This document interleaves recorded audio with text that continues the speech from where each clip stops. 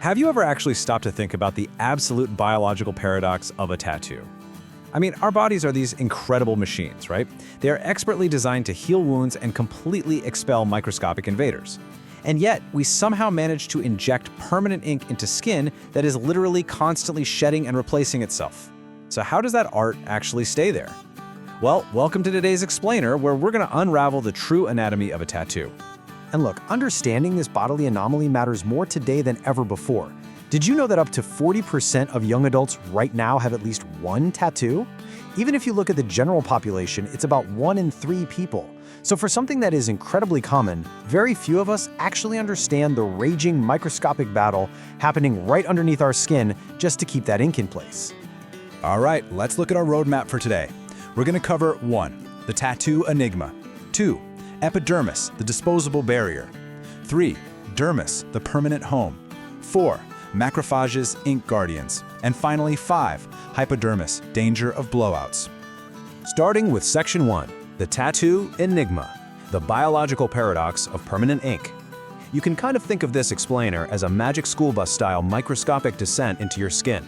To kick things off, a tattoo is basically a foreign substance that is forcefully introduced into a body that has evolved over millions of years to destroy foreign substances. And when I say forcefully introduced, I am not kidding. A standard tattoo needle pierces your skin up to 53,000 times per minute. That is an astonishing scale of physical trauma. It's not just a gentle painting, we're talking thousands of micro-injuries happening simultaneously, delivering artificial pigments, dyes, and plastics directly into your tissue. So, to understand exactly how the body responds to all this trauma, we have to look at the architecture of the skin itself. Our skin isn't just one solid block of flesh. It's actually comprised of 3 totally distinct layers, and each one is made of a completely different tissue type. On top, we have the epidermis, made of epithelial tissue. In the middle is the dermis, made of connective tissue. And down at the base, the hypodermis, made of adipose or fat tissue. Because these tissues are so vastly different from one another, ink behaves in completely different ways depending on exactly how deep that needle goes. Which brings us to Section 2, Epidermis, the disposable barrier. Why the surface is terrible for permanent art. Let's begin our descent at the very top. At first glance, the epidermis seems super fragile, right? It's only about 0.1 millimeters thick to the naked eye, but microscopically, it acts as a tough, highly cellular barrier stacked up to 50 cells thick. Down at the base of the epidermis, epithelial cells are constantly copying themselves. And as new ones are born, the older ones just get pushed upwards toward the surface.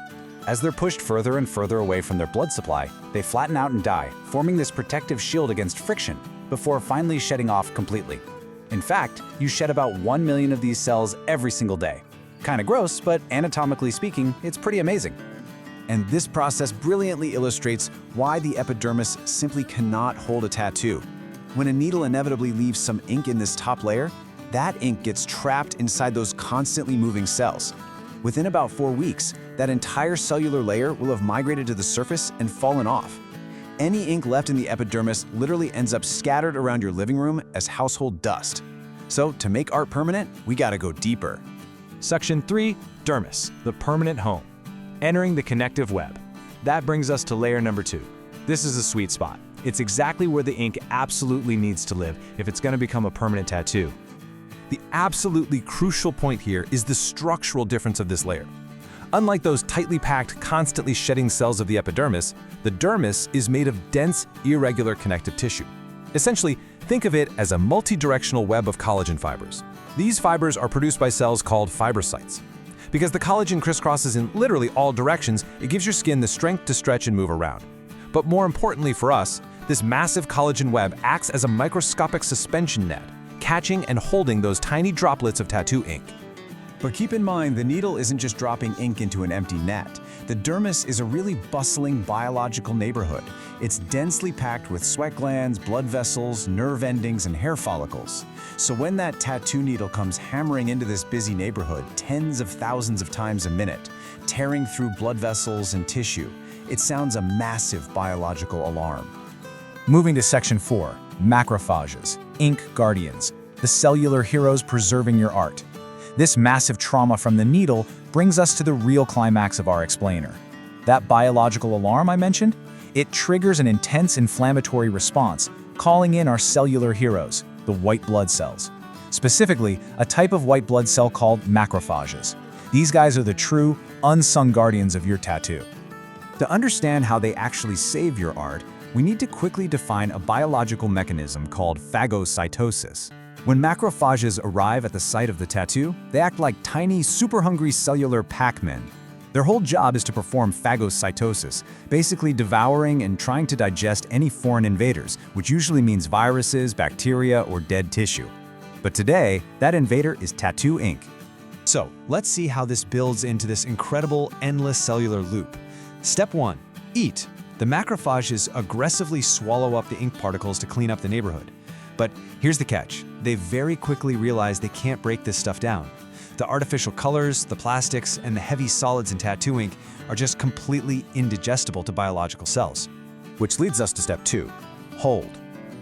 Unable to digest the ink, but absolutely refusing to let a foreign invader roam free in your body, the dedicated little macrophage sacrifices its mobility.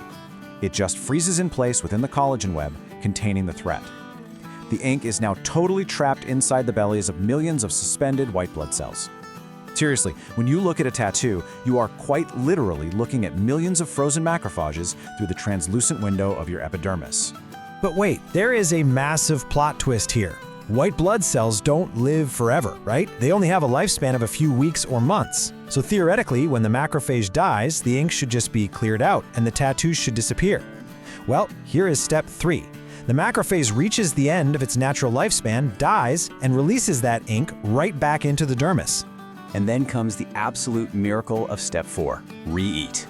The very instant the old macrophage dies and drops the ink, the body's alarm bells ring again. A brand new, fresh macrophage swoops in, swallows the exact same drop of ink, and freezes in the exact same spot. It's a mind-blowing, microscopic, generational relay race. Eat, die, release, re-eat. This continuous loop happens over and over and over again, locking the tattoo in place for your entire lifetime. Now, as incredibly efficient as this loop is, it isn't absolutely perfect.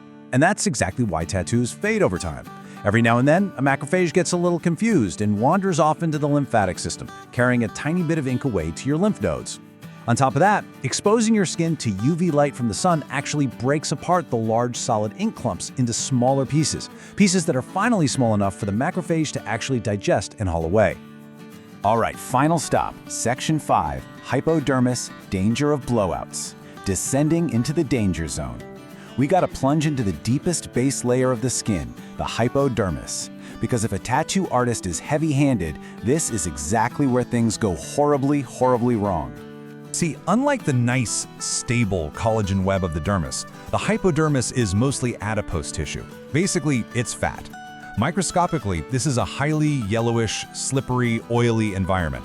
If a needle punches too deep and deposits liquid ink down here, well, water and oil don't mix gracefully.